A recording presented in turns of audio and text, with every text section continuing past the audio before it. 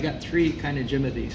One I like best, I think, is a play at your own story. So it has a little graphic, a little text description of where you are as a raccoon. And then you choose which thing you want to do. And then based on that, well, the one I chose was sleep through it. So it goes to a final page and it says, yep, you just skipped it all. But you can then restart it and go tell yourself another story.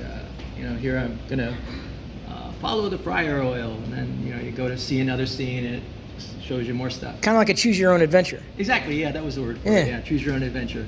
And then real quick, I just also, if I put it a game, I guess, you just click on the trash cans and get points, and it's got some other play mechanics that I haven't checked out. I love it. But that was more or less a one-shot. I think I asked it to improve it a little bit, because at first it just seemed a little lame. No, that's great. Jimothy's trash car, or trash can tycoon. Right, exactly. So we can play with that. You need to work with this one. Yeah. You need to get this one. Okay, yeah, that could be fun. And then I also did a tarot card thing where you can draw from a deck of tarots and Yeah. yeah, then it just comes up with a card and then below it the description on the card.